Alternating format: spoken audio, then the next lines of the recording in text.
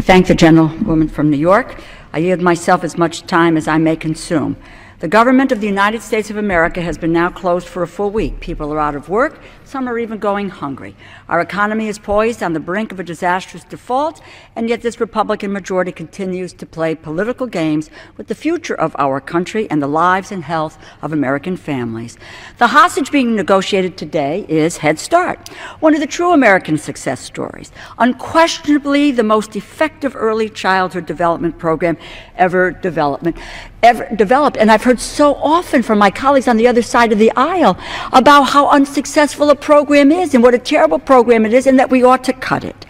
For almost 50 years now, Head Start has provided comprehensive child development, literacy, family service to nearly 30 million preschoolers from low-income and working families.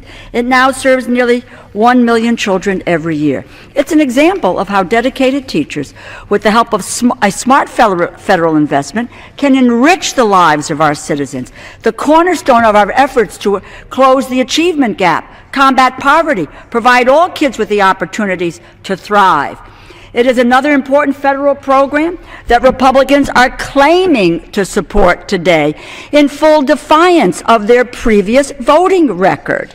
It is as if the majority expects that we have all forgotten the positions they have been promoting for years up to this point. We have not forgotten. I am the ranking member of the subcommittee that oversees Head Start funding, and I have had to continually fight tooth and nail to see this program adequately funded and to protect it from the deep cuts put forward by the majority. 2011, the very first bill the Republican majority passed tried to cut Head Start by over $1 billion. 218,000 kids would have been cut from the rolls, 16,000 classrooms closed, 55,000 teachers, assistants, and staff would have lost their jobs. That was the majority's opening offer, and they didn't blink an eye. Parents, teachers, advocates stood up and said no to these cuts, and the majority had to back down.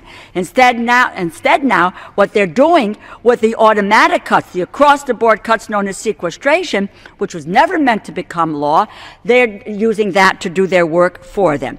And because of those cuts, this majority has voted to make permanent 57,000 students all across America have already lost access to Head Start. Even the children who are able to remain in Head Start can expect shortened school days, elimination of home visits, and teacher layoffs. In total, 78,000 children have lost access to this early learning since this House majority took office, and those sequester cuts will grow worse over time. This is a self-inflicted government shutdown. Head Start centers are being forced to close, and the longer the majority perpetuates this shutdown, the more kids are being denied an opportunity to learn.